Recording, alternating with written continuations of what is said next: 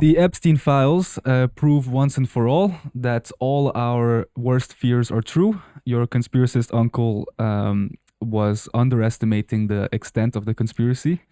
And a lot of people that have been called insane for the last 10 years, 20 years even, are now being vindicated. So, good news if you're a conspiracy theorist, you were right. Bad news is that you were right.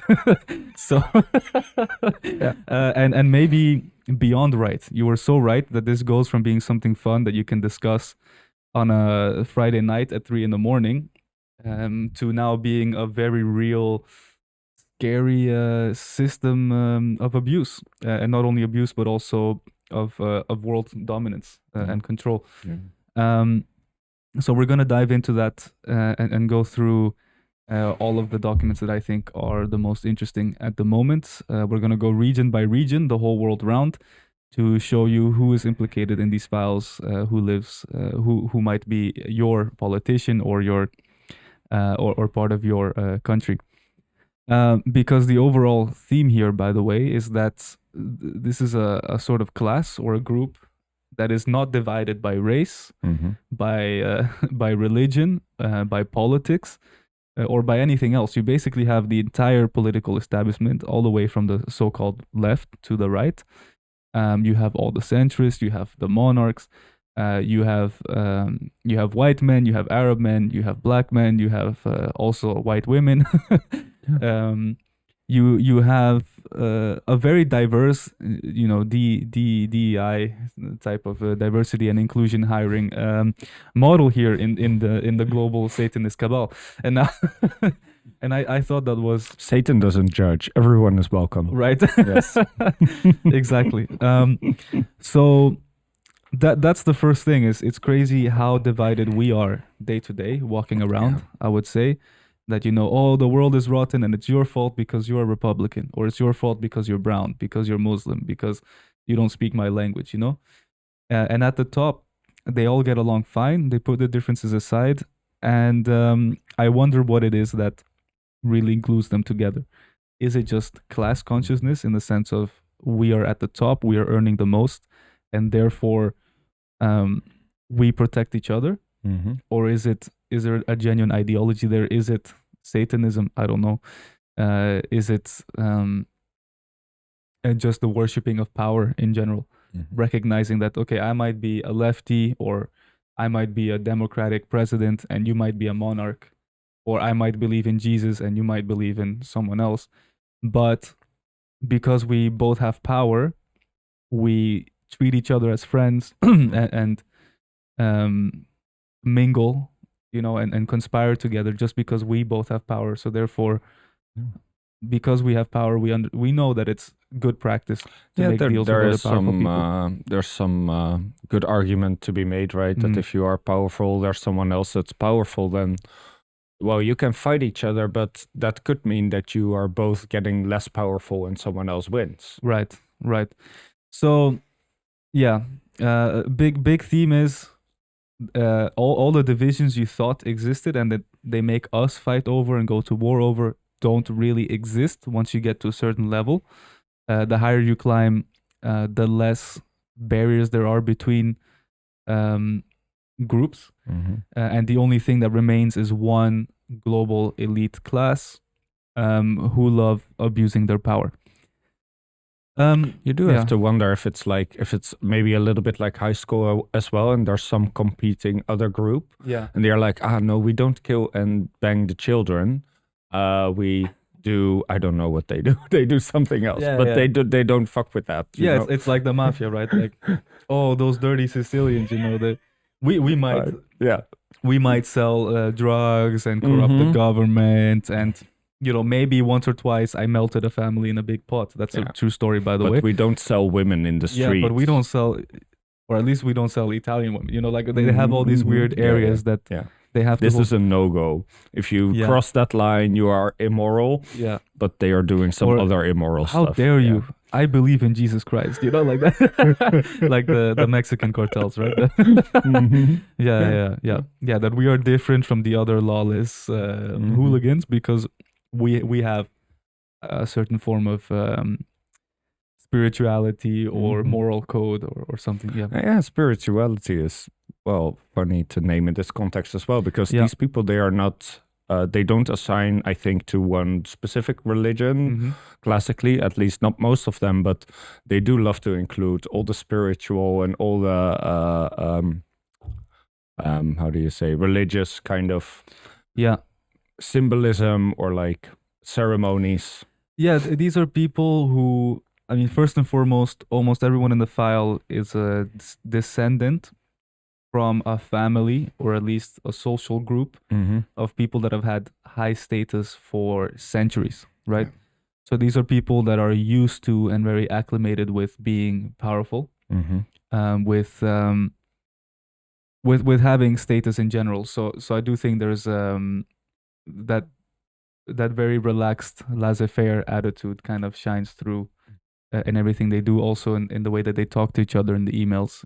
It's very it's honestly just a continuation of the Victorian times, like how the Victorians would talk to each other about, oh, the people don't have any bread, well then let them eat cake, like that sort of almost like gossip. Like, did you hear what that French prime minister did and what's going on with Brexit? Like, this is one of the things I noticed in this email conversation, that yes, there's some admission of horrible crimes like in between, and other than that, it seems like so much casual conversation, but really in an in-group kind of way. Yeah.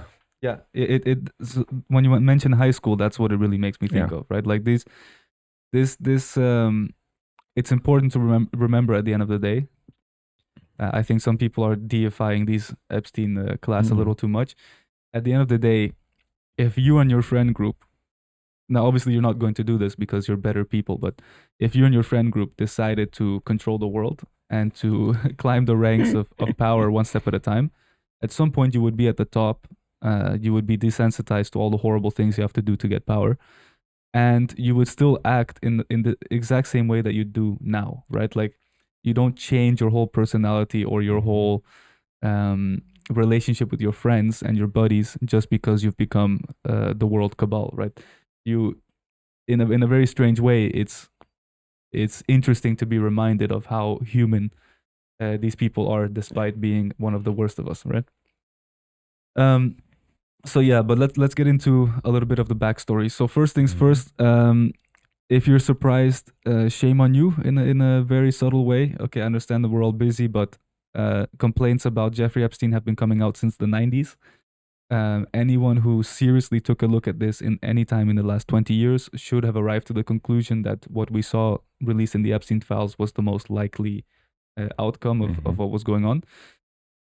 So you shouldn't be surprised. The only thing that's surprising is that they released them and that they're seem to be almost like bragging about what they're doing. But other than that, there's nothing really surprising because we've had complaints and police investigations into Jeffrey Epstein since the 90s. In 2005, we had the first big police investigation. In 2008, that translated into a conviction. So he was prosecuted and convicted for prostitution. They took him in. For like visiting a prostitute or like putting someone into prostitution? So when he came into trial, he was accused of sex trafficking minors for trafficking minors for prostitution, and he put forward a plea deal, which very famously the lawyer of the accusers, I forget his name, but who eventually went on to work in the Trump administration. So the guy who's supposed to be representing the victims signs a plea deal with Jeffrey Epstein without consulting the victims. So this is illegal, of course. Your lawyer is meant to represent you. But in this case, the lawyer represented Jeffrey Epstein because he went behind the victim's back and signed a plea deal where they agreed to only charge Jeffrey Epstein on prostitution. And in the court case, it says, yes, the victim of the prostitution is a child, but still we are not going to charge him or convict him, of a pedophilia and sex crimes against minors. We're just going to say that this was prostitution and that he did not know that the victim was a minor.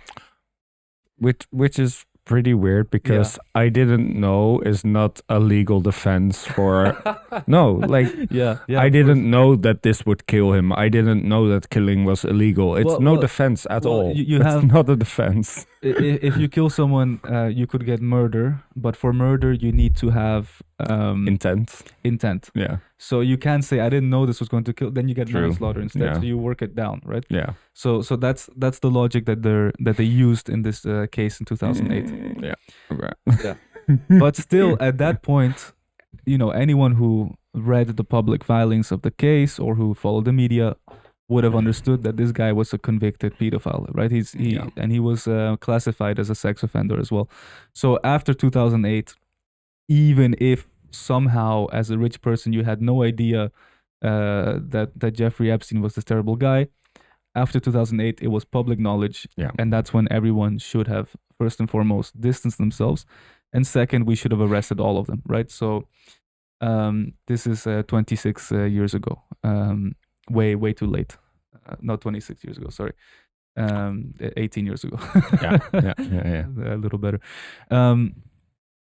So yeah, that's where. So it's longer ago than the age of most of his victims. Yeah. Yeah, no, but like victims have fully grown up, had their own children. Yeah. And multiple generations have been trafficked by the Epsteins. He's been doing this since 1990. It's been 36 years of this depravity. In the 2010s, we had more civil lawsuits. So again, he was proven again and again to be liable for these things, but in civil court, so not criminal court. And hence he was not arrested until 2019. If you remember, Netflix came out with this documentary. It started to blow up again. There was this leaked recording of a CBS newscaster who said that in 2005, they had more than enough material to basically blast Jeffrey Epstein on national television.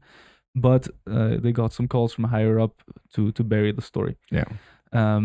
So that exploded and they couldn't really hide it anymore. And then they had to take him to court again because the first trial was such a scam. And in 2019, this is when he gets arrested for sex trafficking and conspiracy charges. And at that point is when the story basically ends, because he gets arrested and under Donald Trump, he then dies very mysteriously in prison. Yeah. After which the videotapes got released, right, of around his death. And then there were cuts found, edits in the video. There's and then 15... also it doesn't show the door at all. Yeah. So the official story is that the two guards were very sleepy that day. So they fell asleep at work. You know, as you do. You're well, if policeman, you're a guard in a prison, it's imaginable that you sleep during your job sometimes. But yeah, you're a policeman guarding the biggest sex trafficker in modern history, and you happen to fall asleep. In this case, I would stay awake. Yeah, and the cameras happen to be off. Yeah. I can't remember if they said that the cameras were off or that the cameras were on, but then they lost the footage, because they always use the "I lost the footage." Yeah, I think the first explanation was like a malfunction with the cameras, and it didn't save or something. There was a UFO flying over, and it had an interference with the signal, and everything was lost. And oopsie daisy, now he's gone. You know, like that sort of situation. So a complete joke. That, you know, they're kind of spitting in our face, calling us stupid at this point. Yeah. And there's only two explanations left, right? So either he was killed because the other people involved didn't want stuff to get out and they wanted to use him as a scapegoat, possibly Trump, or they faked his death and he's still alive and he's somewhere. Yeah. And at this point, what can I tell you? There is no sane person left in the room to keep you calm and say... Like, no, usually at this point, I would love to be the guy who goes, don't worry, guys. I know that this is all very conspiratorial, but the truth is most likely somewhere around these lines.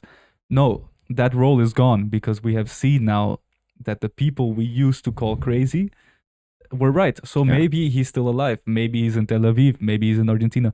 At this point, I can't tell you, because everything is so ridiculous. And any institutions that offer legitimacy to the official truth have been completely discredited. So there is nowhere to go to. At least he is still alive is more believable than he killed himself. He definitely, okay, what we know is he did not kill himself. That's very unlikely.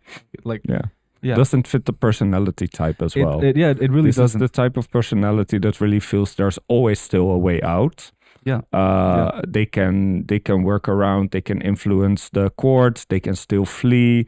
So this is not the type of person that would normally go to jail and then feel like I have no other options, I have to kill myself. No, doesn't seem really and again, we don't know enough about the motivations of someone like Jeffrey Epstein in the sense of, if he had some higher spiritual purpose, maybe he was genuinely trying to bring back some ancient god or something, then maybe you sacrifice yourself for the greater good in his eyes.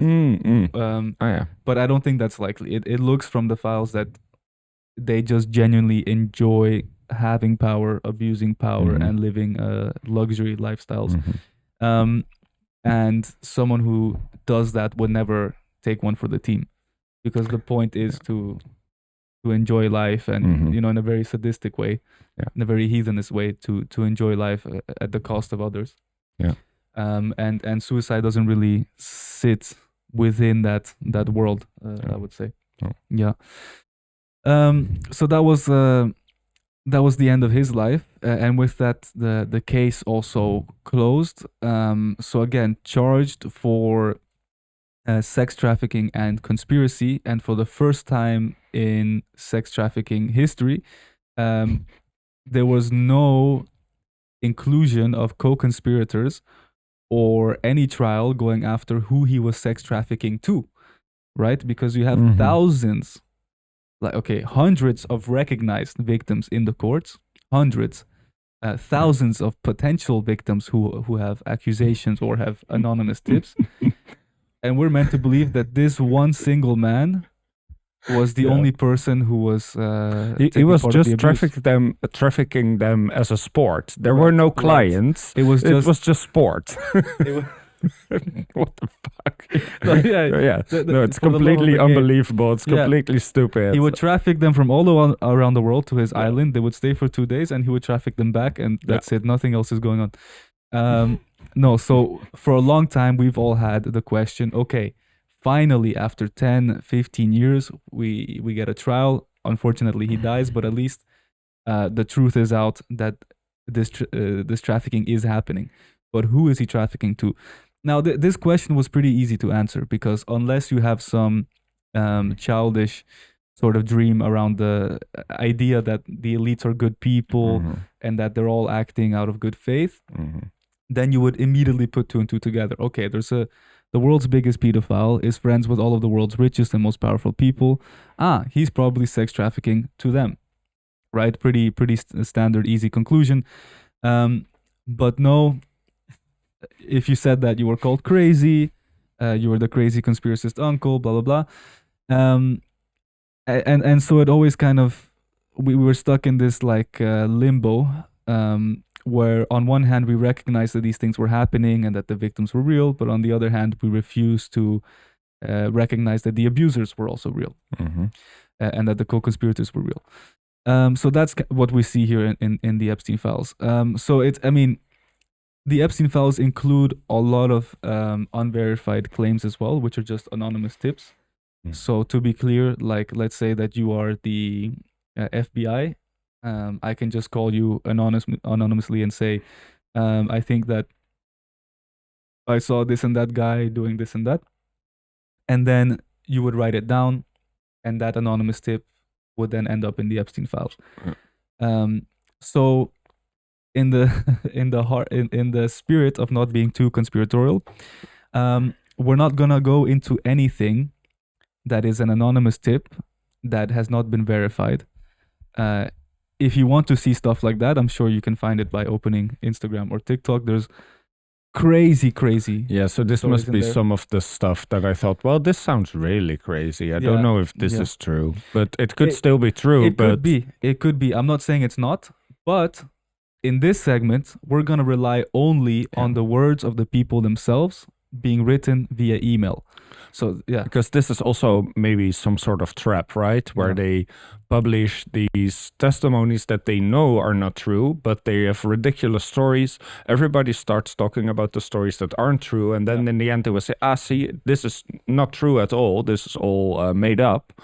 But just the things that are proven at this point, they are bad enough. We don't need the crazy stories. Exactly. So to give you an example, an anonymous tip said that the original George Bush, I believe it was seen on the island eating the intestines of a baby. Yeah. Again, I don't put it past them. I'm not saying it's not true, because it fits within their ways of acting. But it is an anonymous tip. It is not verified, so I'm not going to report it to you as if we know that this happened. However, we have thousands and thousands of emails from the most powerful people in the world that basically read something like this. Subject line, crime. And then it will be very short emails, by the way. They use it like SMS almost. And then the email will say something like, hey, last weekend it was super fun doing these illegal things with you, abusing children with you. When should we do it again? Question mark. Sorry. And then it says sent from my iPhone, right? It always has sent from my iPad, sent from my iPhone, and then to Jeffrey Epstein from email redacted, which is driving me insane, right? So you have the whole email lays out very clearly someone who was happy to commit a crime with Jeffrey Epstein, and then the person who sent it redacted, because of course the redactions are here to protect the abusers and not the victims. I have some examples here. Let's have a look at at what we have. Are you 18 years or older? Yes. Yes. Unlike the girls who went to Epstein Island. Oh my God. Sorry. If anyone is... I have to tone it down maybe to be respectful, but it's so ridiculous that it's nice to joke about it, but really the victims are obviously... Of course. But this is a prime example here. So this is from the DOJ website, by the way. So I'm getting this directly from the official Epstein files released on the DOJ website. There's no trickery here. You saw the link. And here you see, for example, to and from redacted, right? So you have this black box here.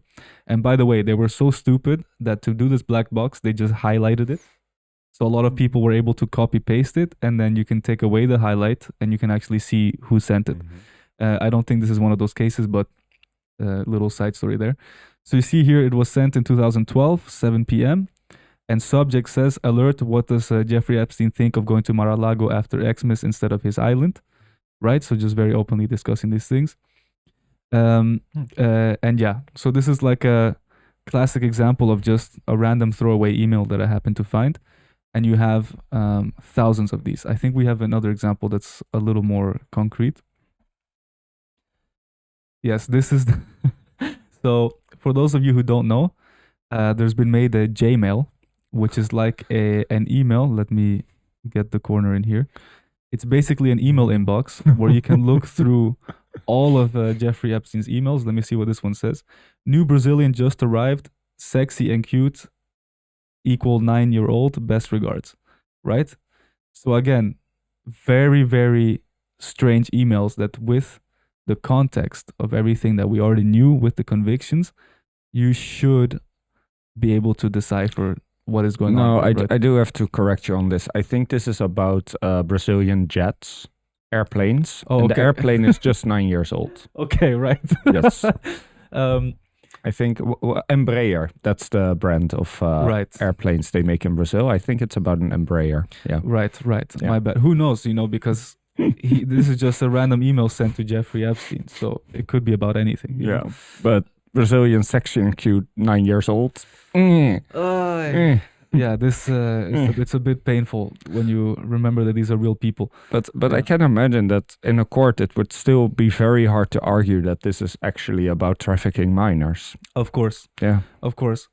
But the question is, like, it's very clear that if somebody sent an email like this to Jeffrey Epstein in 2012, 4 years after he was convicted of sex trafficking, or in the case where he's convicted of prostitution,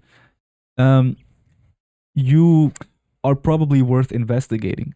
So if this is not enough evidence, then at least it's enough to open an investigation where you should find evidence. Because if you corroborate this with, okay, on this day, where was the guy? On January 17th, 2013, where was the person who sent this email? Was there a Brazilian 9-year-old that indeed went to his house? And if that victim also then has a testimony, if there's 1 or 2 eyewitnesses, all of a sudden you have a very strong case. True. The point is, the FBI has been sitting on this, the DOJ has been sitting on this for 20 years, and they never released it, they never prosecuted anyone. Yeah. And just to give you an example, by the way, this Gmail is a guy for being convicted of prostitution and almost being convicted of trafficking a minor. They are not really careful. yeah, it's crazy, right? Like if you were never convicted of anything like this, then you could definitely send this kind of emails and just pass it off as being something completely different. But after being convicted, that really shows that you feel like nobody is ever gonna catch you. You can do whatever you want. They never thought they were going to get caught. And it makes sense because the people that own these emailing sites are all on their side, basically. Like we see all of these tech billionaires are part of this, right? I just wanted to quickly show you how this works. If it works, let me refresh. Okay, it's apparently not working now, but you can just go through all the emails like it's your own inbox. Yeah, exactly. Let's see if this works. There you go. So it's a replica of Gmail's interface, and here you have all of the emails released by the DOJ, formatted as if it was your inbox. You can search here for whatever you want to look through. On the left, you have emails from prominent figures. You have Elon Musk, you have Ehud Barak. So if you're bored, this is an interesting place to have a look. I don't see Putin in the list of people. Yeah, that's Putin strange. should be there, right? Yeah, he was a Russian spy. He was a Russian asset. Yeah, that's true. Why do we have? Why are there only Israelis in the contact list? Wait, I need to make it bigger so I can make sure I get the right name here. Why do we have Ehud Barak here? Yeah, and it says how many? 1,041 emails. No, but he's not Russian. He's Israeli. So strange. No, something is definitely stranger. I think I had one more link here. That might. I'm trying to see. Yeah, I think there's just more quotes in this BBC article that shows kind of what I was saying. We don't need to go through it because I think you guys have seen it enough already on your Instagrams. But there's basically an overwhelming amount of emails that just says, "Thank you for sending that young woman or girl to my house. She was very naughty." They say that in many cases, and then basically from, and then the person who sent it is redacted. So yeah, in this case, even if they aren't underage, I would still have very big questions about whether this is legal or whether this is trafficking. Yeah, even if they were not underage. So very common themes we see in the emails, very open calls to pedophilia or sexual assault or just sex trafficking. There's also open mentions of torture and torture videos. So, for example, did you torture the guy? Is like just question mark, very slow or very short email just being sent with no context like that. Or thanks for the torture video. I really enjoyed it. Like these sort of emails come up quite a bit. There's a bunch of emails just speculating on world events. So for business opportunities, it seems like, for example, Brexit or the Argentinian crisis, and anything big that's going on around the world, they're gossiping with each other, trying to figure out how they can profit from it. Like you see that all the time.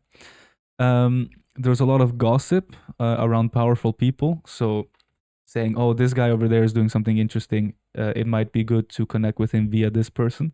So just like, as you said, that kind of high school drama, just making sure that you're always in touch and have good relationships with anyone that might be powerful, right? And of course, the last thing that we saw a lot of was just a lot of hatred towards the left in general. So I'm gonna read this one to you, and it also gives you a bit of an example of how the emails look in this Gmail. So she will contact you directly. How was Jamaica? Jamaica is very good. Kids are great though. Tired of some of their admiration for Bernie Sanders. How are you? Sent from my iPad. This is every single time. Yeah, this is important to note as well, right? That normally you would expect these people for their communication to go through assistants, PAs, but this is very clearly just this person on their iPad on the beach in Jamaica, just sending a really quick message because they are lazy about it too. They send like sloppy kind of messages, so they do feel like it's necessary to communicate, but they don't have the time to really type out emails. Yeah, no, this is what you sent to your friend. Yeah. But why through email though? Because they use that instead of text. I just think it's like some leftover from the business world that they use emails, maybe. And they're also quite old, these people, right? Yeah, well, yeah. And this is in so when is this? 2015. So the iPhones are around now, like already in this time. But in the United States, you did have unlimited texting in 2015 already.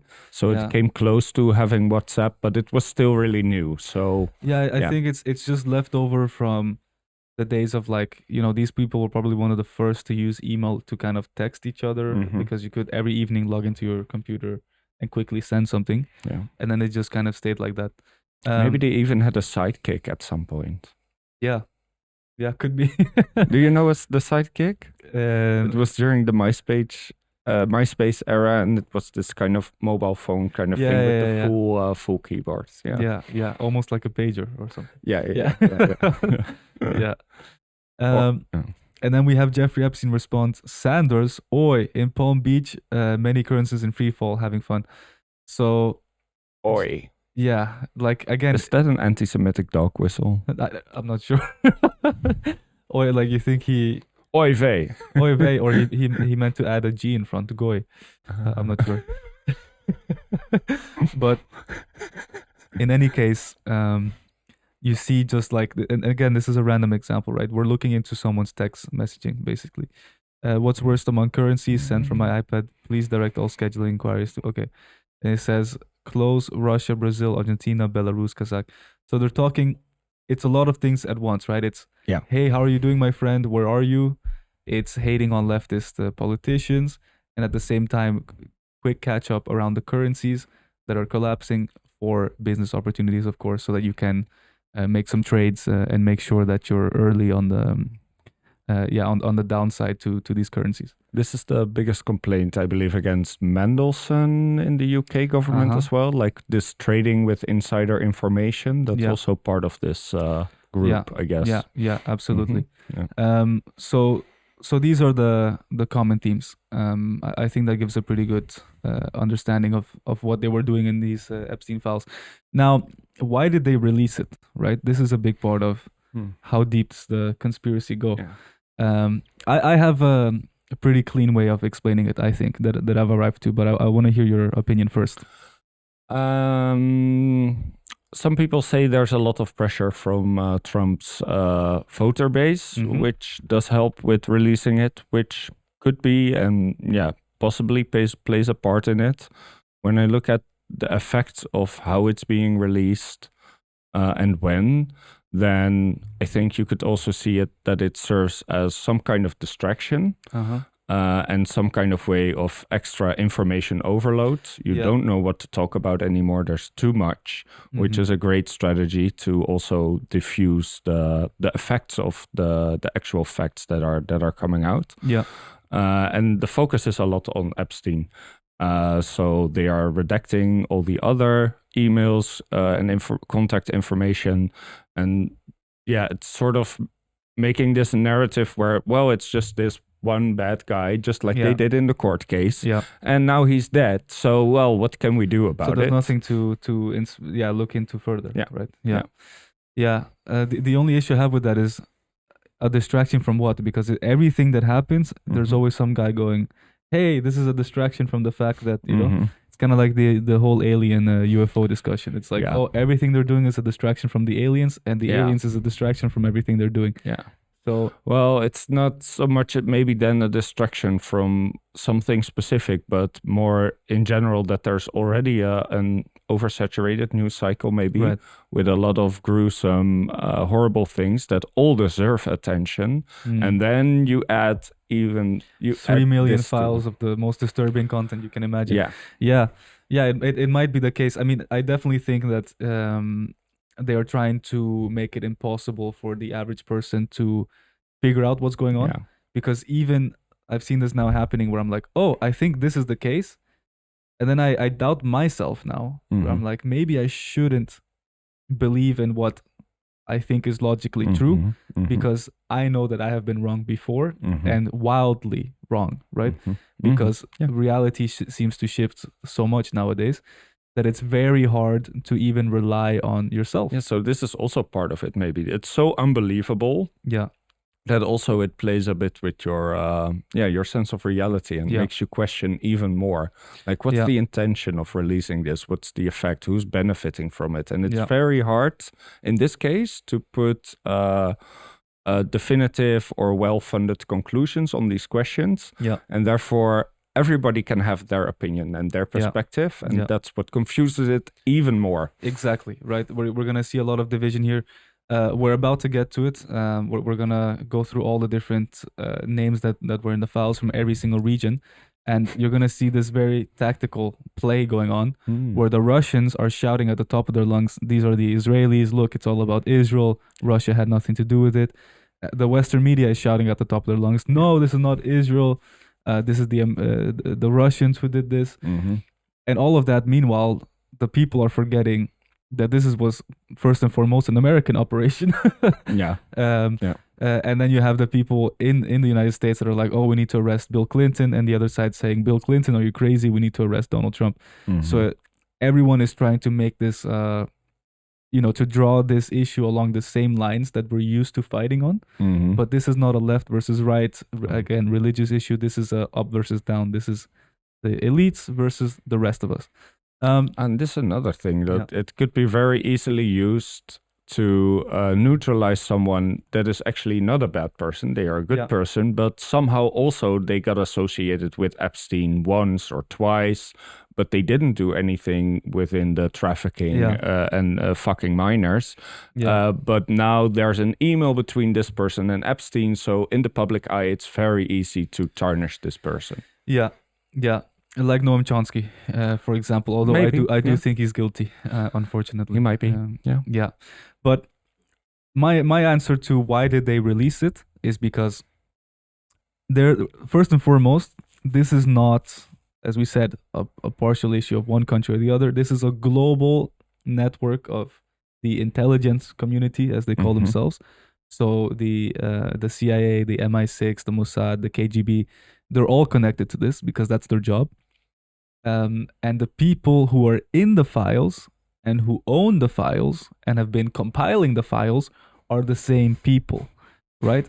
The people who do the crime, document the crime in order for blackmail, and are supposed to use the documents and hold on to them in order to prosecute the people doing the crime are all the same people, right? That created a very unfortunate reality, which is that the FBI, the Department of Justice, which are supposed to be the ones collecting evidence in order to prosecute people, all of a sudden were sitting on a huge stash of criminal evidence against themselves and other co-conspirators. So in an ideal world, they would not have the files because then there's nothing to release. This conversation would not have happened. But because they are the same people, they happened to have the files, right? And because of public pressure, it became known that they had the files. Because of the small police investigations here and there that eventually went through, because of the 2008 trial and the 2019 trial, it slowly became known that Jeffrey Epstein had a bunch of files and that the police took them and gave them to the FBI. So all of a sudden you have two very unfortunate facts. one, that you have all the files, and two, that people know you have all the files. So that puts you in a difficult spot. We have to understand that the DOJ did not go out of their way to get these files. They were just already had them. So things aren't playing out in the way that they want to, right? Perfectly. So it's not like they would have released the files if they had another choice. But because you're in that reality, you now only have two options, right? One is to not release them, even though the American government puts forward a law and passes a bill that says you legally have to release them, or you release them and see what happens. So you're in this difficult choice. If you choose not to release it, then you are essentially saying that you're no longer going to play in this democratic system, because the legitimacy of the DOJ and the FBI comes from representing the people. They are supposedly supposed to work for us, the people, use our tax money, and can be overruled through a democratic process, right? If we want to change the FBI or force them to do something, we can legally do it through democracy. So once the government puts forward a bill that says you must comply with releasing the files, if you don't do it, you are destroying the social contract, because you're admitting that you don't listen to the law or democracy or any of the other institutions, and that you are above the law. And that would be, I think, catastrophic. Maybe specifically in this case, because if it's another case and it's not so high stakes, then they can just get away with it and they will do it. Exactly. But in this case, they couldn't. Yeah, you had Congress pass a bill that says you must release the files. So if you don't do it, then you're in serious trouble. On the other hand, they have been doing genocide. They have done wars everywhere. They shut down the world under Corona, which more and more seems to be a virus that everyone kind of knew was coming along, because they all were experimenting with these flus. And on top of that, already some Epstein files were released. He was convicted, and nothing ever happened. So the bet that they made is just release it, redact, like we're gonna delay it so that everyone behind the scenes can have a whole power struggle to decide how much should be released on who. But ultimately, the population is not going to rise up. No one is really going to get prosecuted. So just release it. The masses have accepted all the other abuses of power until now. Why stop? Yeah. Right? If we stop the social contract, then we have social unrest. We have to go through potentially a revolution or something. But if we just release the files, they were betting on the fact that most people would just go on about their day and continue working. Yeah. In the end, it's always going to be balancing between the amount of friction or pushback you expect when you don't release and the amount you expect when you do release. And apparently they decided that releasing would give them less trouble, at least. Yeah. And they were right. I think they might be right. Most people kind of knew these things were already happening, especially if you sit in some higher middle class or low high class position where you have contact with this group of people and you've heard stories, you know one or two victims in real life. So you kind of understood it, but you're not going to do anything about it because you also get some comfortable benefits, right? And everyone is so individualistic now that I think we've genuinely hit a point where people almost don't care and will continue going to work. But the genocide in Gaza did help with this as well. Like if they would have released it 3 years ago, the outrage would be a lot bigger, obviously. And also already having the story circle before you release the files also helps diffuse, like in the other cases we just described, because then the story we are hearing now about Jeffrey Epstein as trafficking children, we now have the proof, but we've heard that story already a lot of times over the past 5 years. Nobody is really getting surprised by it, and it therefore also loses a bit of its power, I guess. Yeah, they've been doing it since the 90s, and he was convicted in 2005. 2008, I can't remember now. And if people would have been outraged and done something about it, it would have been back then. Yeah. So it's a lot easier for them to release it, to add this on top of the enormous list of bullshit that we now know to be true, and to accept you to live on, to stay complacent, is much easier than if you actually sit everyone down at the table and say, look, I know that legally we have to release this, but we're not going to because we don't follow the law. That's I did notice another pattern that's interesting, I think, that the releases of part of these files, they do seem to coincide with the most racist remarks by Trump. So the last time it was, time, the last release, it was just when Trump said, I don't even remember what he said, so it worked. He did say something really racist about like Muslim Arabs and like all that kind of stuff. And now coinciding with this release is when he releases this video of Obama and Michelle as monkeys. True. So there is some perverted relation between this racism and this projection of bad traits onto the Untermenschen class, I guess. Yeah. And then also, on the other hand, showing more and more that they are actually themselves the deprived ones. Yeah.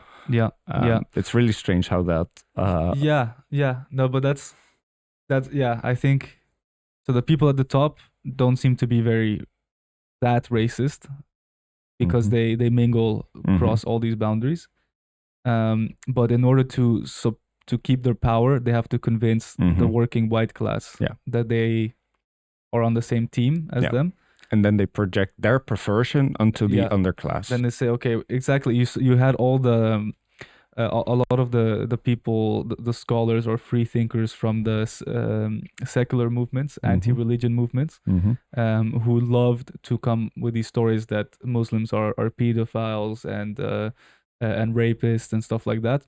They were in the files as well, right? So exactly, every accusation at some point becomes a confession. Right. Yeah. We see it here as well. Yeah. All right, let's look at who was in the files. So we're going to start with good old USA. Of course, Jeffrey Epstein himself is from New York, born there in 1953. And he mingled very early on with a bunch of finance elites from the US, from New York. And that's how he started building this network of his. And most of the people that you'll see in the files are American. Donald Trump was also there. He was part of the sex crimes very early on. He took part in the sex trafficking through teen beauty pageants. At least that's what it looks like in the files. And he then distances himself in 2010 from Epstein, where Epstein in one of these emails writes that Trump is the dog that hasn't barked. And this is kind of the start where we see a split between the two. So again, very good friends in the 90s and early 2000s, but then at some point after 2010, they start to become enemies almost. So competing factions, and direct emails stop, by the way, so they're not talking to each other directly. We had all the letters sent from Trump released already. Sent from Trump to Jeffrey Epstein. And in that we see in the 90s how they were very close and they were writing to each other directly, but we don't have those direct communication after 2010.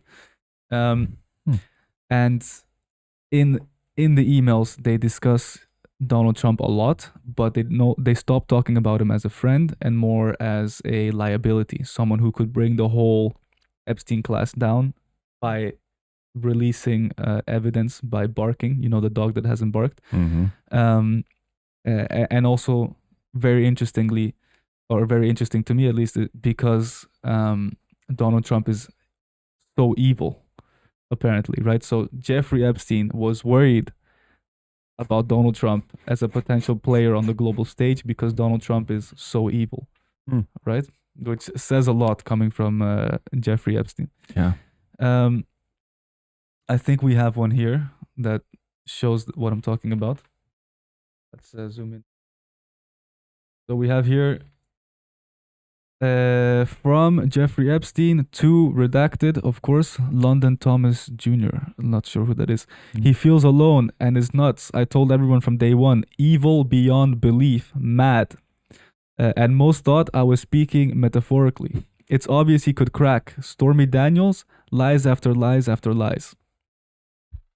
What? So interesting, no? Yeah. Yeah. So Stormy Daniels was the porn star that Donald Trump slept with and paid $1 million in order to buy her silence. And this was a big court case going on in, I think, 2015, 2016 or something. This email is from 2018.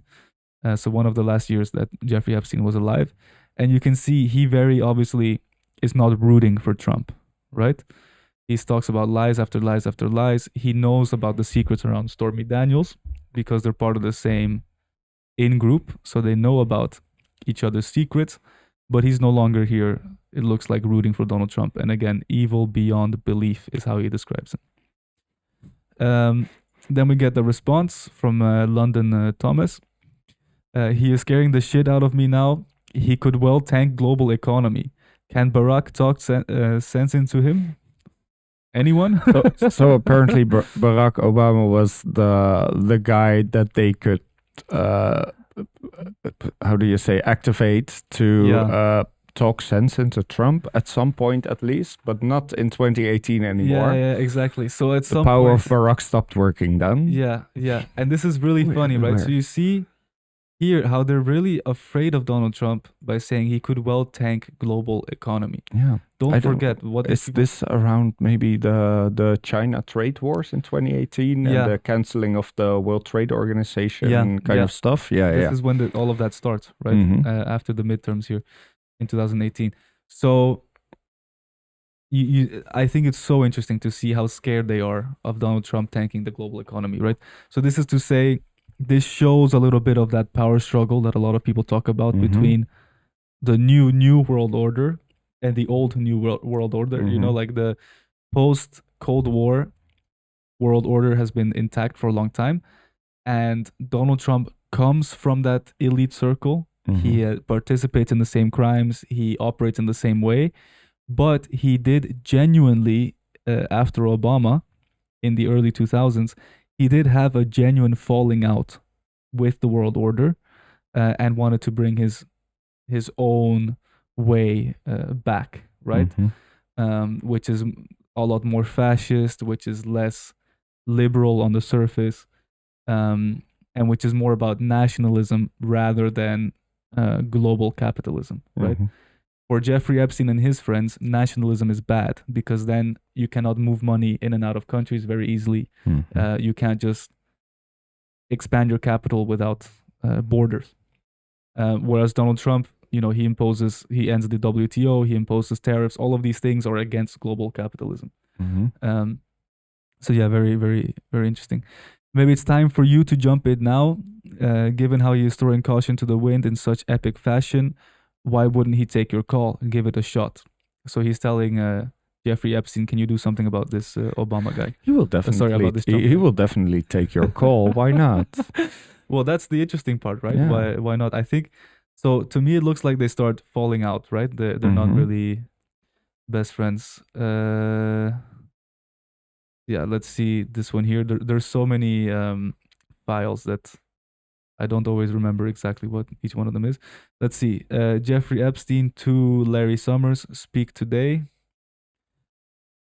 And then Larry Summers responds, yes, in New York City, actually. And then he says, you're a man of the people.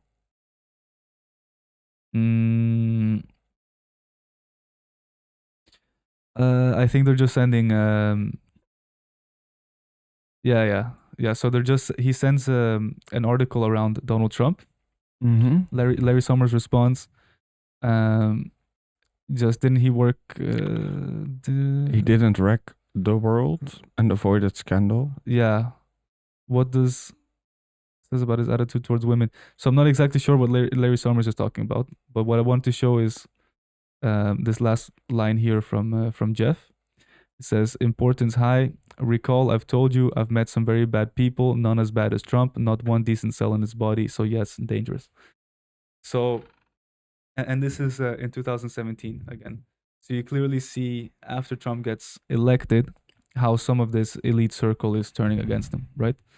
Um, yeah. So Donald Trump is in the files. We have a lot of witness testimony. I'm not. I think it's too early to use that, but I do think there's enough testimony to start a case against him and figure out what is he guilty of.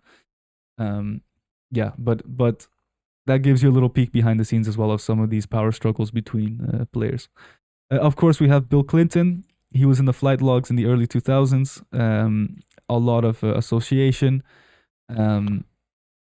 No proof of direct crimes. This is the first time for Bill Clinton that there's no direct proof of his sex crimes. Yeah. This is the only time. Yeah, he could have.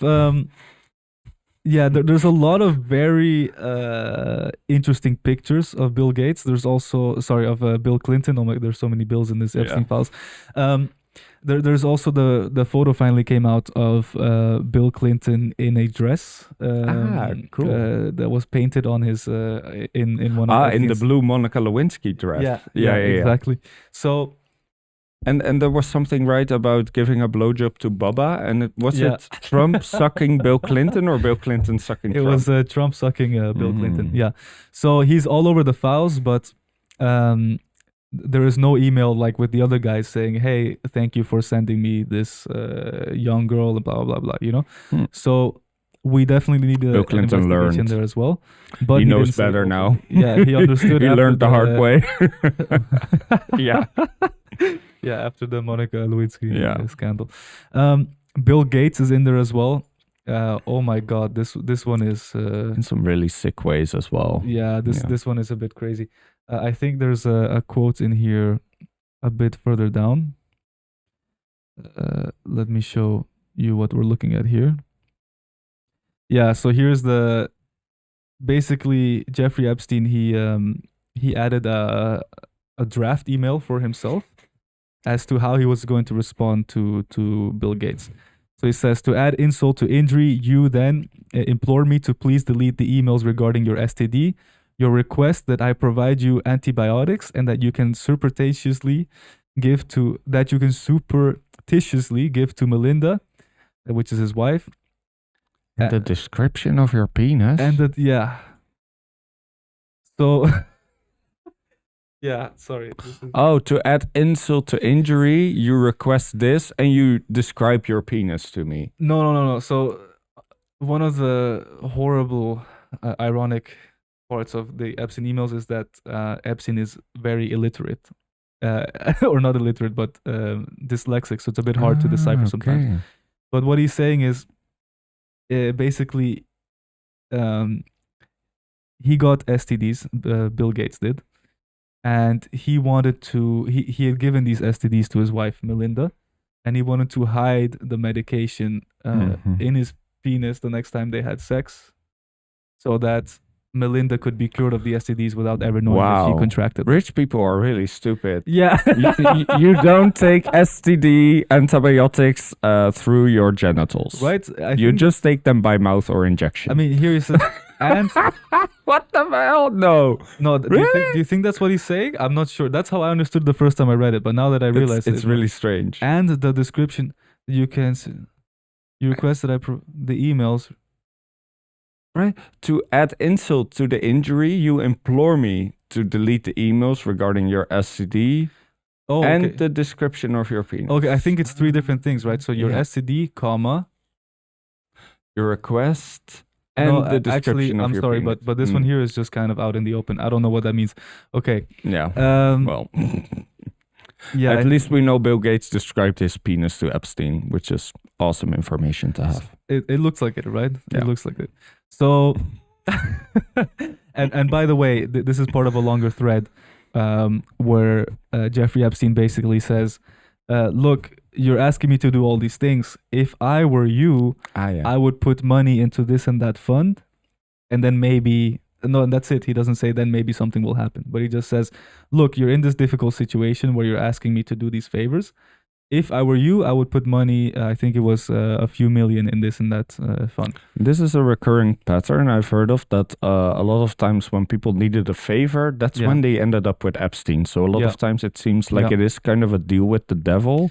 Yeah. I've heard also about, but I haven't confirmed this, but someone told me this was also inside the files, that Hosni Mubarak, the old president of Egypt, he got deposed, obviously, and then he went to jail and he was scared of being executed and his children being executed. And then also he went to Epstein to ensure his safe passage from Egypt. Yeah, there's Egyptians in there as well. Yeah. Continuing with America here, we have Alan Dershowitz, who is the lawyer to Jeffrey Epstein for a long time. He was defending him in the 2019 trial as well, and who also happens to be the lawyer defending Israel in the ICC against the genocide claim coming from South Africa. So very interesting how these people always seem to represent each other. I'm not going to give you too much evidence on Alan because he's already been in several trials of his own. So this is just a little. I do think something nice to investigate for someone here is, how does the link go from, because Alan Dershowitz is in the circle, but also Noam Chomsky is kind of in the circle. Yeah. And then Norman Finkelstein is the protege of Noam Chomsky. Yeah. So how does that link go? I'm not sure. But that's what I'm saying. So Alan Dershowitz and Noam Chomsky would have huge disagreements. Yeah. They are like titans inside of the Palestine-Israel issue. They are titans on opposite sides. Yes. One believes in complete genocide and ethnic cleansing and defends in the International Criminal Court, as one of the highest lawyers in the world, defends Israel's genocide. And the other one writes a famous book called Manufacturing Consent, about how all war is fake and it's just for the profits of the military-industrial military-industrial complex. And how people like Alan Dershowitz are lying about all of their justifications in a way to manufacture consent for war. And still, both of them are buddies with the same pedophile elite, Jeffrey Epstein. So that's what I mean, is that this club is big. It's a very big club, and it goes from the extreme left to the center to the right. No one is really safe except for Norm Finkelstein, who is another Jewish titan standing up for Palestinian rights. And there is an email from Jeffrey Epstein to Finkelstein, and Finkelstein tells him to fuck off, and that he basically in typical Finkelstein fashion, he CCs his wife and his daughter, and he calls him I think either a pedophile or something similar in the email. So big shout out to Norm Finkelstein for not being in the Epstein files in a negative way. Yeah, sometimes you get question marks with Finkelstein as well, but then, there are these little, kernels of gold that he has that where you feel like you cannot deny him props and respect. He's really good. He's really good. I was terrified he would be in these files, but he was not. Good. Elon Musk, oh my God. This we have to laugh a little bit about this one. So Elon Musk was not caught admitting to any horrible crimes. But if you know anything about what he's been saying recently, he was very proud of the fact that he never went to the Epstein Island and never wanted to go. The way he presented it is that Jeffrey was trying to convince him to go to the island, and he said no. But instead what really happened is that you have these back and forth between Elon Musk and Jeffrey where it says something like, we'll be in the BVI St. Bart's area over the holidays. Is there a good time to come visit? From Musk, right? And then Epstein replies, any day, 1st to 8th, play it by the ear if you want. Always space for you, Epstein replies. And then Elon Musk gets a little bit pushy, and eventually Epstein rejects him and says, bad news. Unfortunately, my scheduling will keep me in New York. I was really looking forward to finally spending some time together with you, with Just Fun, together with Just Fun as the agenda. So I'm very disappointed. Hopefully we can schedule another time in the future, Epstein writes. Then Elon Musk responds at some point and says, how many people will sorry, my glasses really don't reach this far. How many people will you be for the heli to the island? Yeah, also the sentence is kind of weird. It's not just your glasses. If I can't guess myself forward, then I... yeah. But anyways, there's a lot of back and forth correspondence here. I think there's this one is really, really good. Elon Musk is giving me in this kind of exchange, he's giving me the vibes that he actually gives to a lot of people. Yeah. And then we get back to the high school dynamic, like Epstein is the club of the cool kids, and Elon Musk doesn't fit in at all because he doesn't fit in anywhere because he's not the cool kid. Yeah. And he's trying to get in so hard. Yeah. And then when he gets rejected, then afterwards he will say, well, I never wanted to get in anyway. So Jeffrey Epstein is the guy who in the high school who can do all the illegal and taboo activities. He's the one with the fun parents who leave the home for them to party. I don't want to take that on because I feel like those kids could sometimes be more moral than some of the other kids.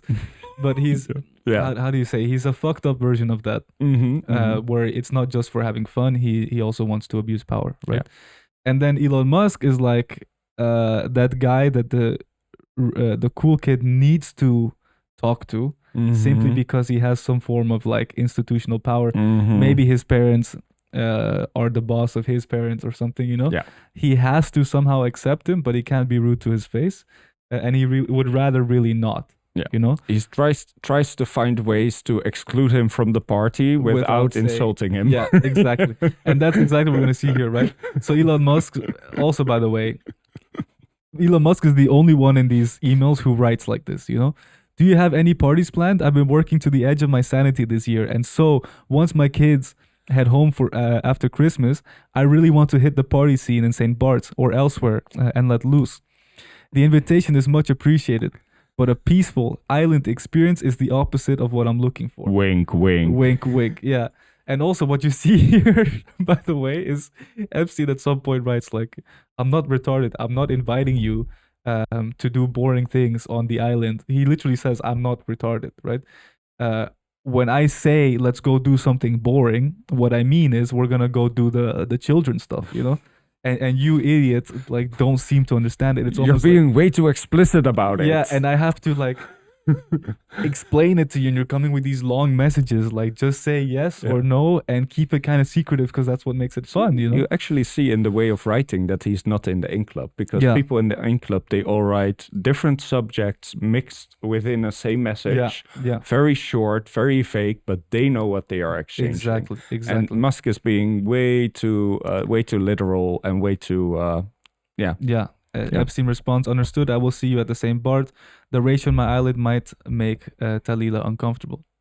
Ratio is the problem for her. Okay. Eventually, I think we can cut it here, but eventually, basically, Epstein responds that we're actually thinking about shutting down the whole island experience operation. So I'm sorry that it's not a good time. Maybe you missed the best days, right? Which we later learned is not true. They kept going. So basically, to get Elon Musk off of his back. No, maybe my parents aren't going on vacation and we cannot do the party. It's cancelled. The party got cancelled, actually. Oh my God, man. It's so... Maybe that's why Musk and Trump like each other as well. Maybe they both had some kind of beef with this in-group. I don't know. It could be. I do think they had beef. We should do an episode at some point when a little more files come out where we look at big picture, who are the actual power players and what are they competing against. I think that would be interesting. 4chan, this one broke my heart because the implications are just terrible. I'm just going to show you the headline very quickly here. Epstein met with 4chan's founder just as the site's infamous political threads began. What they basically explore in this article is how 4chan seems to have been under the influence of Jeffrey Epstein. Ghislaine was a super mod on Reddit as well, on a lot of these politically open threads and forums. And for those of you who are not chronically online, 4chan, Reddit, I think but 4chan is like a more extreme version of Reddit.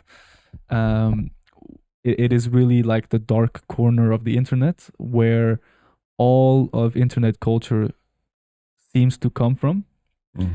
So they are years ahead in the meme manufacturing industry. It is a common place where school shooters post their manifestos. It's very anti-feminist space. There's also a lot of pro-pedophilia content on there. People, quote unquote, libertarians who challenge the age of consent.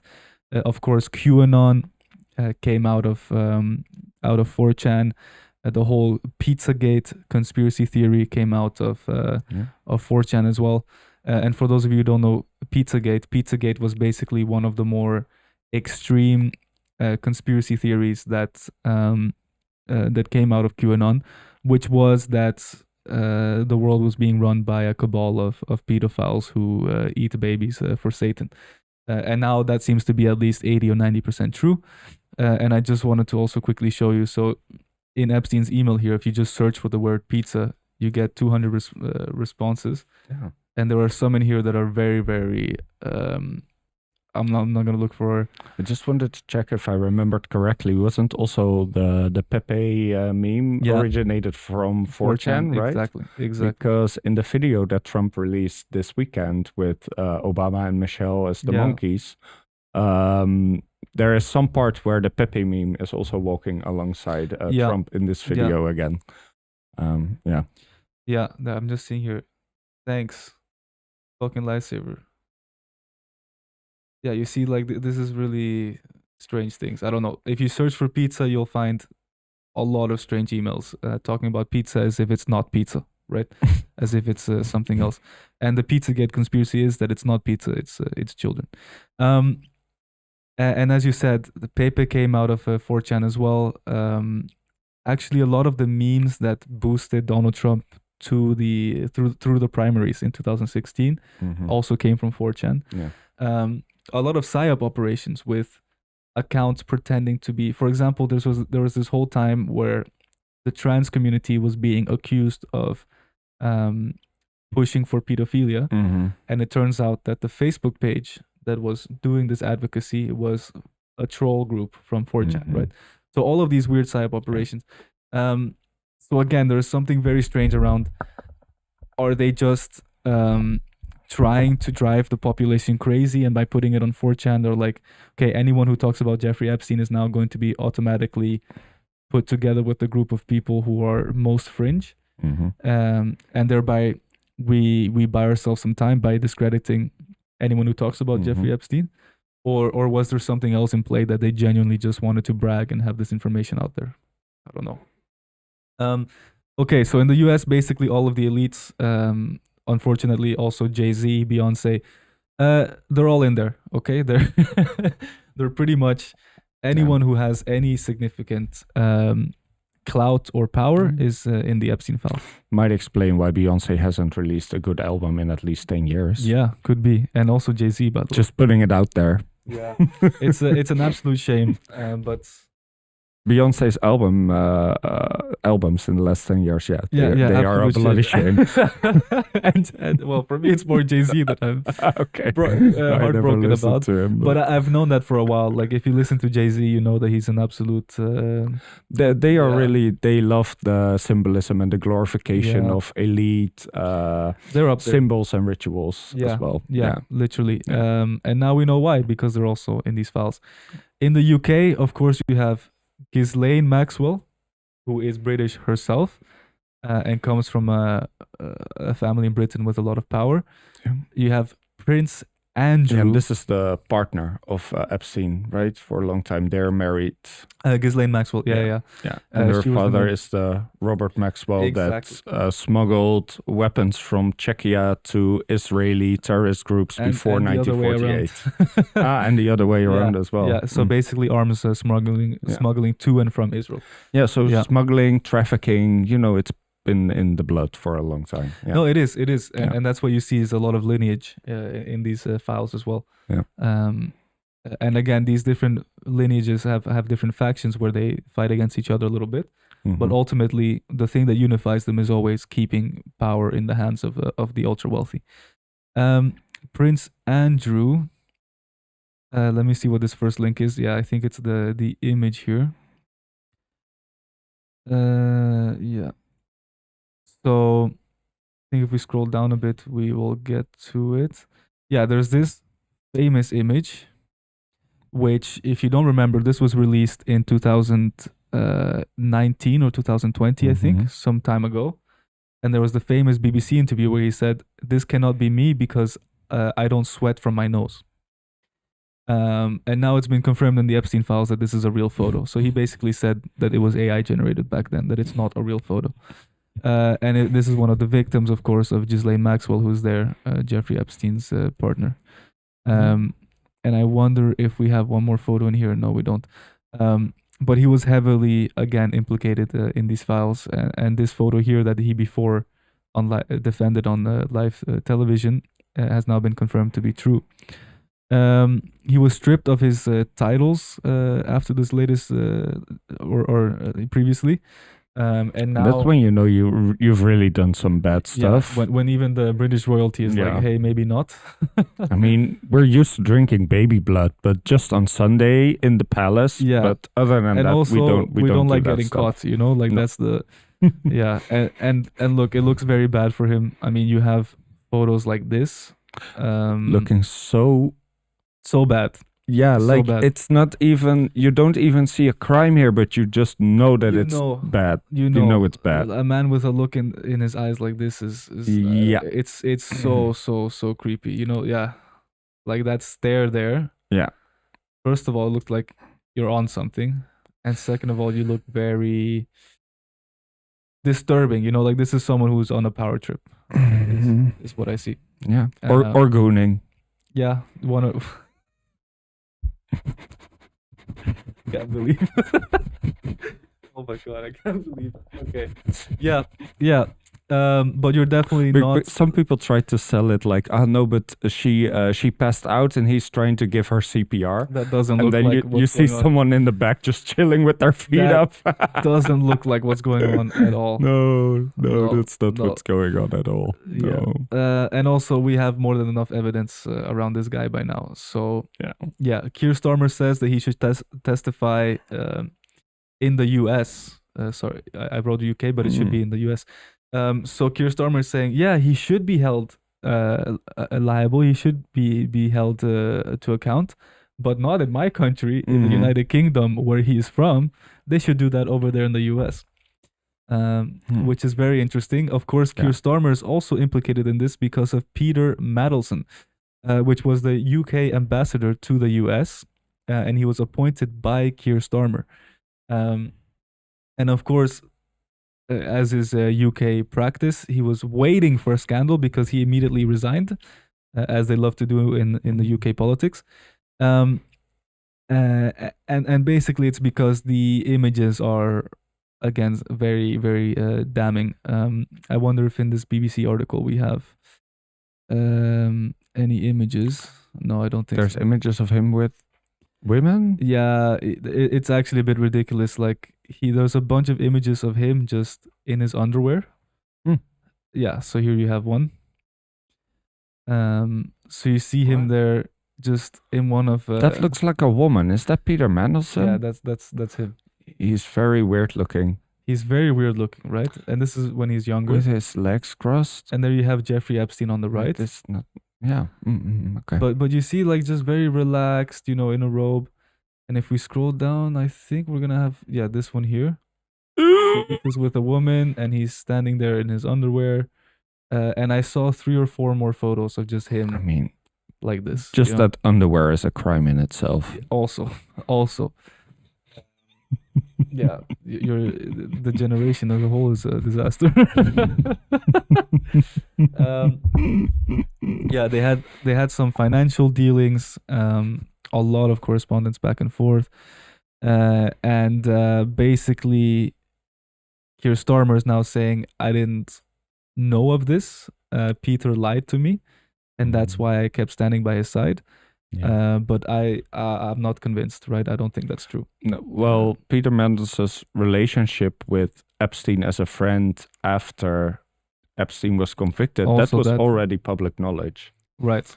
So that should have been enough, right? Yeah, but again, because we just let them get away with it, they continue. Yeah. Last thing I wanted to show here about the UK is Brexit. So obviously they left the European Union some time ago, and when that was happening, Epstein celebrated Brexit and said that there would be a return to tribalism now in one of his emails. I wonder if they have yeah, so Jeffrey Epstein writes to tech billionaire Peter Thiel, who is now the head of Palantir, that Brexit is just the beginning, and says, no, I'm trying to find the next quote. Brexit is just the beginning. Epstein says, return to tribalism, counter globalization, amazing new alliances. You and I have both agreed zero interest rates were far too high.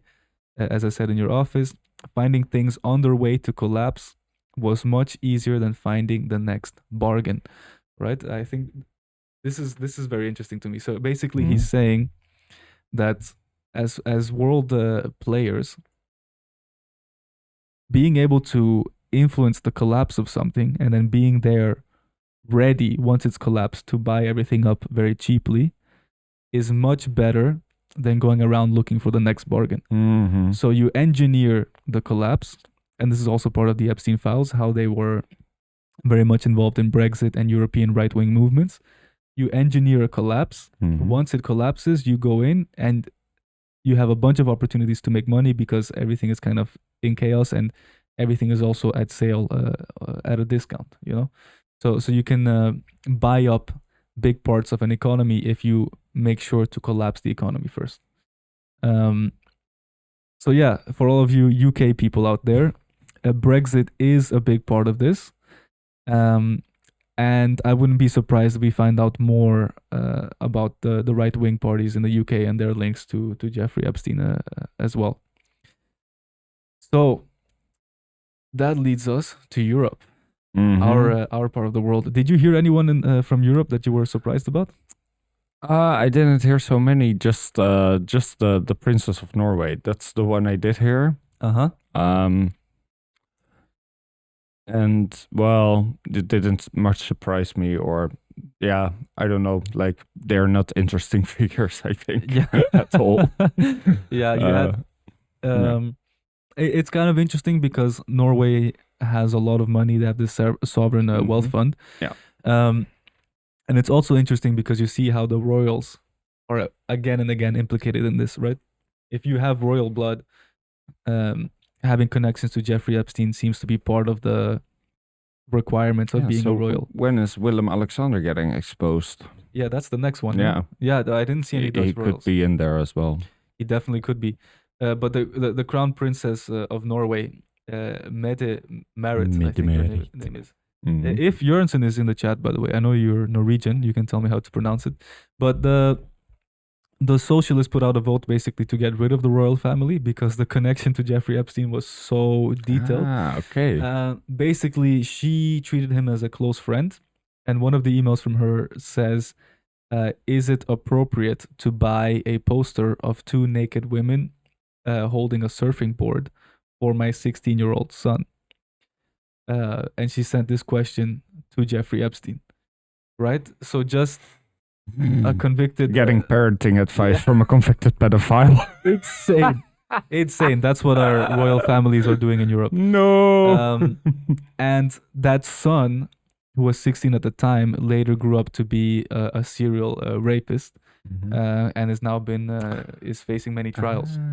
Yeah, that's him. Yeah. So also just to show you a bit the repercussions of... This is also a returning kind of theme, I guess, with royals over a longer stretch of history, that they do have some attraction to cultish kind of leaders. So if you look at Rasputin, for example, but also you had in the Netherlands here, Princess Juliana, who at some point got, like obsessed with Greet Hofmans, was her name. She was some kind of spiritual healer, kind of person who came into the court, the royal court, and then it came up to a point that it became a scandal because her husband at the time, Prince Bernhard, had to like publicly come out with this information to shame his wife and get this woman removed. Oh my God! Wow. Yeah. No, the royal families are fucking insane. yeah. That's the long story short. Apparently, they want someone to guide them in some way, or yeah, it makes sense, right? You're on top of the world, and you're like, well, who's gonna guide me? Who's gonna tell me what to do? As in, like, I don't want to make all these decisions. I have so much doubt in the decisions I'm making for all of these people that it would be nice to have someone I can scapegoat, I guess. Yeah, some psychological externalization of guilt and responsibility. Yeah. So, that's obviously very unfortunate, and I also see there a bit of passing down of trauma, right? So your mother is closely tied to Jeffrey Epstein. Who knows what happened to him as a kid, and then he grows up to be a serial rapist. We also have the ex-prime minister of Norway. So again, so the Norway connection is pretty very deep. strong connection to Norway. And this is also ties back to Israel, of course, because we have former Norway PM under corruption investigation over Epstein files. And if you don't know, these are the. Let me make sure I'm not making this up, but I'm pretty sure he's from the Social Democrats in Norway. I'm trying to find his political party anywhere. But as you know, the Norwegians have played a big part of their role in settling the first and second, the first Intifada, with the Oslo Accords between the Israelis and the Palestinians and Bill Clinton. And it turns out that a lot of those old social democratic names are also connected to Jeffrey Epstein in these files. So the whole world order in the 90s, including the social democrats in Europe, are tied into this.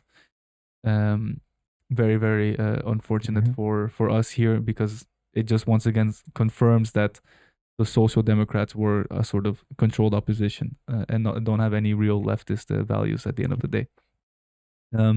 The Slovakian National Security Advisor has also stepped down because of links to Jeffrey Epstein. Of course, you have Macron from France that we always talk about. What's his connection? Asking for business advice, basically.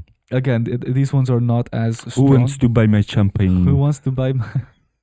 Donald Trump is, he wants a huge tariff, and because of that, I don't know what to do. Maybe Jeffrey, you can help me a bit, Yeah. I think let's play this video, and that gives us just a second to breathe, while somebody else summarizes all of the European leaders that we've just talked about. Matteo Salvini. Matteo Salvini is was also like old Italian president. Let me get some Red Bull. Yeah. All good.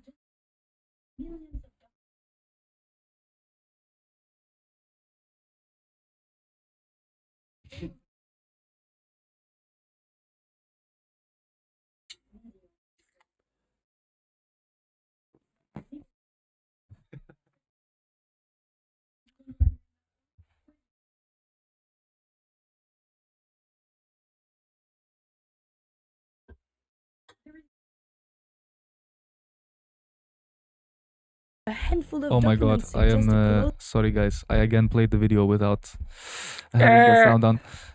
But anyways, I realized she's a little bit boring. I think there was one here. And she's running cover for Macron. Yeah, a little bit. Well, there's no real proof that he actually communicated with Epstein. Yeah, I just wanted to show you this one here, which was quite interesting. A check. I would take the MI girl. This is the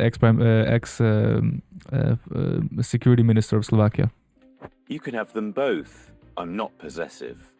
They're all under 30, so probably too young for you. Regards from Kiev, just to confirm the girls here are as gorgeous as ever. These exchanges were sent in 2018, long after Epstein first pleaded guilty to soliciting sex from... Yeah, so you have a bunch of these creepy messages from European leaders going back and forth. A lot of it is also about business dealings. And as you were bringing up, Matteo Salvini from Italy is also in the files in that Isn't regard. he the one who did the austerity after the he came after Berlusconi, financial crisis? Yeah. Yeah, we're almost there. I just quickly wanted to mention Russia. A lot of people are trying to convince you now that Jeffrey was a Russian spy. You're going to see that all over mainstream media. Whenever they talk about Europeans or Americans, they're going to say, no, just because they're in the emails and in the files doesn't necessarily mean that they're doing something wrong. I think I challenge that and I say, I think it's enough evidence to at least open a very strong investigation. Yeah. And in most cases, I'm willing to bet 9 out of 10 times you're going to find out that they were guilty, right? I think out of 10 people who talk in this friendly manner to Jeffrey Epstein in the emails, 1 out of 100 will be innocent because either you're committing financial crimes, crimes against humanity, crimes against international law. Like you're part of one of these many shady businesses, right? And whenever they bring up, and they're not going to bring up Israel. Like when you bring up the Europeans and the Americans, they'll defend it, they'll sugarcoat it, and they're just simply going to pretend like Israel does not exist in this regard. Like it's not the biggest pedophile safe haven in the world. Yeah. And look, there's a lot of mentions of Russia and Vladimir Putin, but not in the same friendly manner that you see Jeffrey talking to the Israelis, the Europeans, the British, and the Americans, right? What Russia represented more for Jeffrey Epstein seems to be a hunting ground.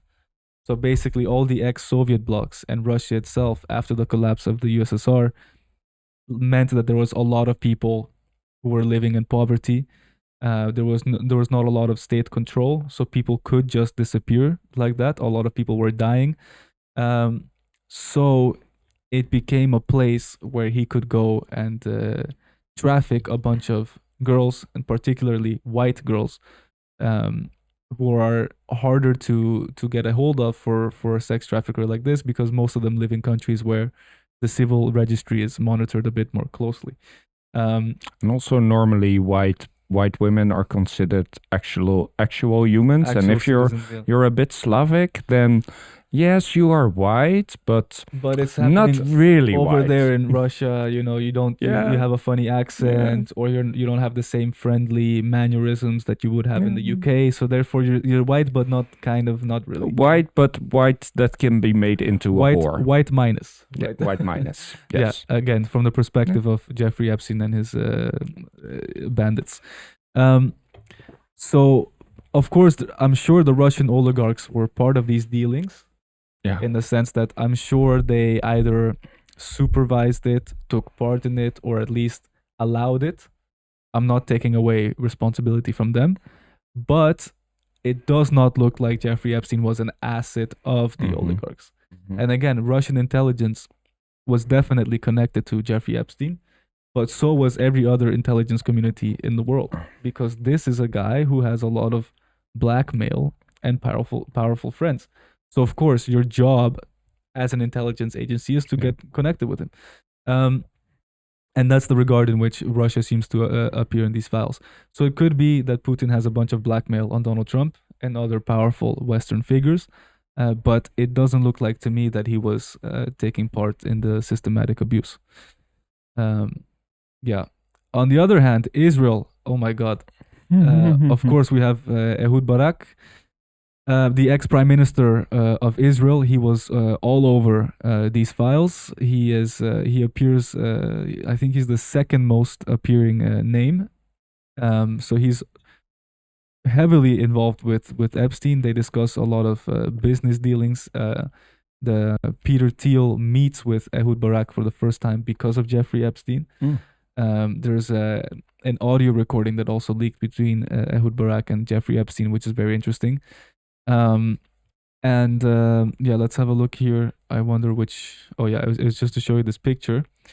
We have known for a long time, this is the Times of Israel, that Ehud Barak was heavily involved with Jeffrey Epstein. I think these photos came out in 2019, which shows the ex-prime minister covering his face, sneaking into the New York mansion, and at the same time, all these women were photographed coming in and out of the mansion in inside of New York.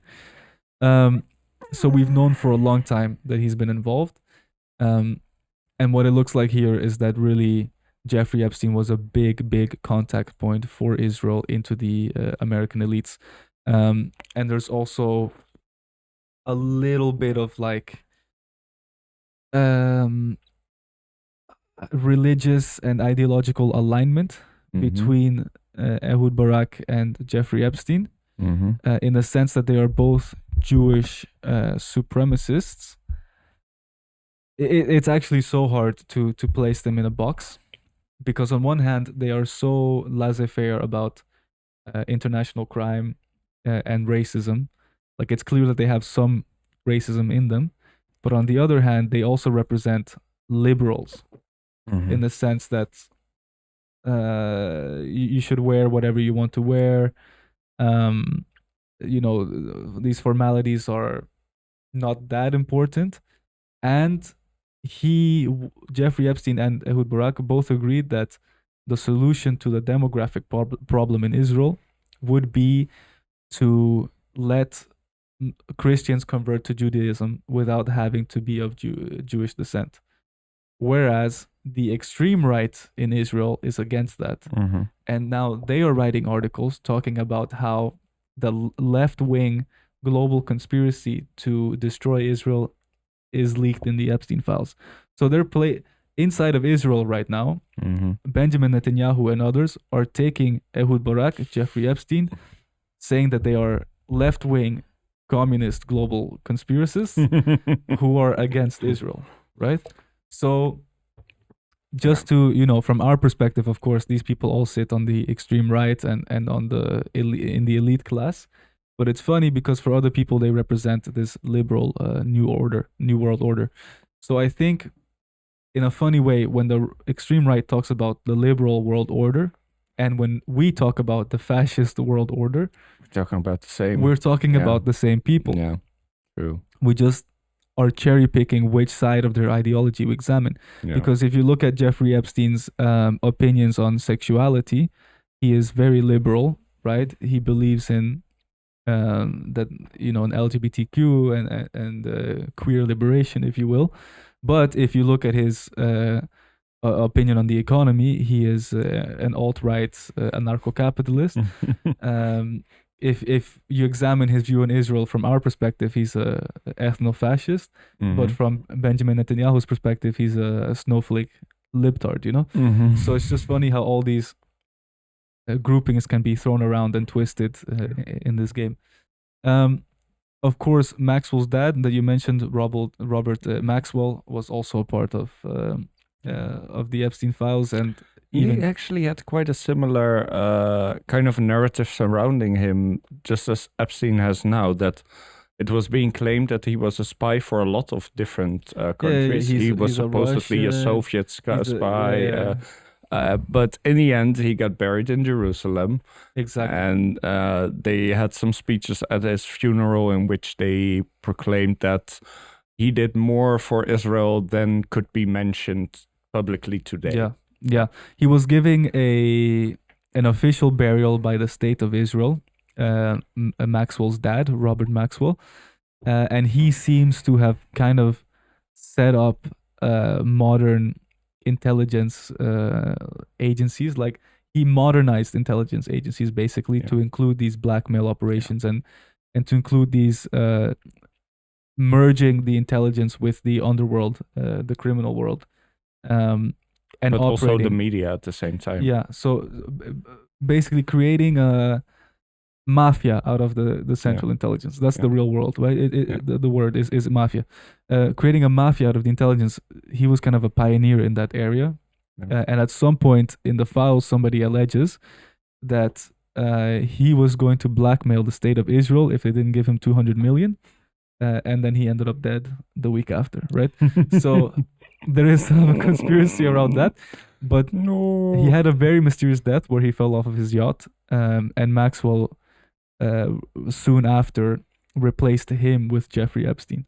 So basically, Maxwell was used to being part of this intelligence community, having her dad as this powerful man, and then she just replaced him with Jeffrey Epstein, who became the next powerful man.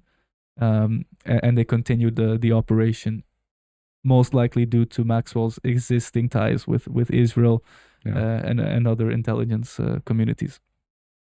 So yeah, Israel is heavily implicated, and the way that these people talk about Israel and Palestine is very interesting, because they are Ehud Barak, the same policies he had as prime minister, right? So pro genocide, pro expansion of Israel, just with a bit of liberal coding, let's say.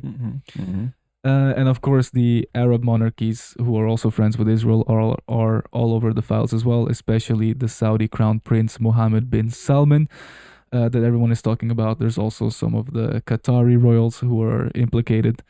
And yeah, man, I could keep going with South America, with a few Chinese, with Australians. Did you also read about that? Apparently, Epstein asked Saudi Arabia or bin Salman to send some pieces of the Kaaba, and he got them. No, I didn't. Yeah. But I just heard about it. I didn't confirm. So if anyone can confirm or like disprove, that's nice. But I heard about that, and it's really a strange twist as well. Like as I said, I tried to stick to the big figures, and still it took an hour. I think even oh my God. An hour and a half. Yeah. Oh my God. We took way longer than we wanted. Yeah, I mean, I'm sorry guys, but researching this took even, I think, 6-7 hours or something. Like the list could keep going and going and going, and we could bring more and more accusations. I tried to stick to the biggest names with the most concrete proof, and that's it. And still we've been sitting here for an hour and a half. And you might be suffering from this information overload that we started discussing at the beginning of the video. So let's dumb it down in a way that you can understand. And I'm also going to give you a clear action so that we can focus all of this energy. Because right now it's everywhere. Everyone is blaming the other group. And what is not happening is that the working class is not being unified, right, around this issue. And if we don't, then this abuse is going to keep going on. So very simply put, it's a global conspiracy with no divides between politics, race, or religion. It is only divided on power and gender. So this is about men assaulting women and the powerful assaulting the powerless. That is what's going on, nothing else. And it doesn't matter if the powerful man in your country publicly says, I don't like the powerful man in that country. Behind the scenes, they are both friends and like to abuse their power together. What were they conspiring to do? So they have all this power. What do they conspire to do?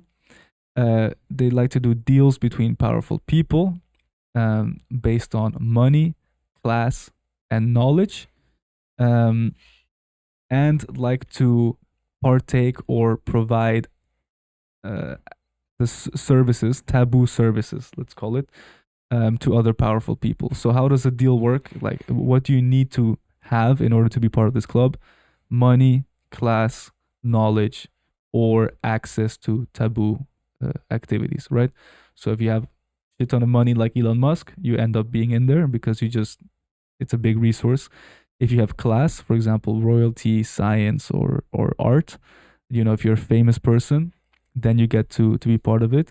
If you have knowledge, because you have blackmail, or perhaps this is even in the spiritual realm, if you have access to the Vatican files, for example, stuff like that, then you get to be part of it.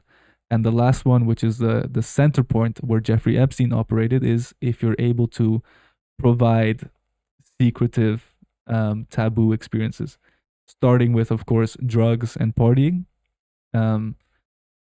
As you mentioned, the high school cool kid is a perfect analogy. Whoever can provide the space and environment and the drugs necessary to have a good party is always going to have high status in a group, right?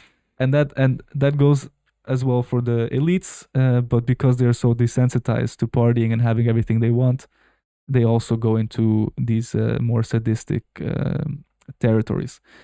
And the result of all of these deals is, of course, financial crimes, crimes against humanity, international crimes, and avoiding accountability. So through these deals, they can cheat all the financial rules we have in the economy. They can cheat all of the rules that we have to protect children and women and human rights. And they can cheat the international system. They can cheat sovereign borders. And of course, they can cheat the judge, right? They don't have to ever face accountability. And as an ending call, I was thinking a lot about how do we unify people around this issue? Mm-hmm. Because if I go out now and I say arrest Donald Trump, then immediately my fellow working class man will point the finger back at me and say, Donald Trump, it seems like he was enemies with Jeffrey Epstein. You should just go and arrest Bill Clinton instead. Or, you know, if I say Israel, then you might say Russia, blah, blah, blah, blah, blah. So I thought, what is one person that we can all agree to hate on? Yeah. And one person that we can all agree should go to prison. And my goal here, right? Let me be very clear. My goal is not to arrest this person and then the whole problem will be finished. My goal is to use this as practice in order for the working class to remember that we have power. And as soon as this person is arrested, we go for the next. Yeah. So my call this is just the first domino. Yes. Right? Yeah. Arrest Bill. I almost said the wrong name. Arrest Bill Gates. Yeah. That is my fighting call. Arrest Bill Gates. If you're on the right wing, you should have no problem with this. If you're on the left wing, you should have no problem with this. Exactly. During COVID, the hate for Bill Gates started from the more like alt-right corner. So yeah. Who is going to be here to defend Bill Gates? No one. No. All right? He is a pedophile. You need to arrest him, investigate him, and then convict him. And we need to put pressure. Start with one person that we can all agree on. And as soon as he's arrested, we go on to the next. Whether that's Bill Clinton, Donald Trump, doesn't really matter. Just start with one and then we keep going. I think every time you bring up this question, you should end the conversation. If it's your friend, your family, your colleague, I don't care. End the conversation with, they should really arrest Bill Gates. Because it's obvious that he's committed many counts of crimes based on these emails. For the people here in the Netherlands, they might remember the case of Marc Dutroux, which was a guy. Do you know about it or not at all? That was a guy in Belgium, and he kidnapped and killed and raped several girls over the span of years. Yeah. And it was always kept as like a one-off case. It was just him doing this. Right. But there's interviews with a woman from Belgium. Her name is Regina Louf. These interviews are on YouTube, and as well some investigations by journalists that actually suggest that Marc Dutroux was the criminal who kidnapped girls for these kind of pedophile rings sometimes. Exactly. And Regina Louf is a victim of this kind of circle, and sometimes the way she tells things is hard to follow because she's heavily traumatized. But some psychiatrists also cross-checked her story and at least said, well, there's some parts that you cannot really explain, but the story itself does make sense. There's no internal contradictions. And also she pointed to a place where she said one of the victims of this crime ring was buried, a young girl, and they went to this farm to dig, and they did find this girl. Yeah. So parts of her story at least are true, and it's very interesting to think about. Storm arrest Bill Gates and storm the ranch in Mexico. That's my two calls that I think if you're trying to unify people and if you feel like, okay, we need to do something about it, then these two things are a great starting point from a strategic point of view. Sure. Yeah. It's been Eurozone. We talked for 45 hours about Jeffrey Epstein because there's 3 million emails. If you want to look through them, go to Dropsite News. They have developed the J-mail, they call it, which is the Jeffrey Epstein email, where you can go through it all yourself. we need as many hands on deck right now, sorting through things, decoding things, so you can so we can get as much information out there as possible. Don't drive yourself crazy. Don't be shocked. We've known that they're savages since forever. There are things we can do about it. So keep your sane mind, and try to refrain from drawing any big conclusions around Satanism or any other spiritual motives until we have more proof, because the truth is you don't need it.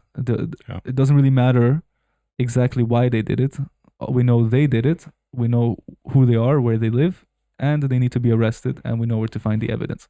So we can push on that front already. Anything else is just noise for now, but we will update you if we find out what's going on.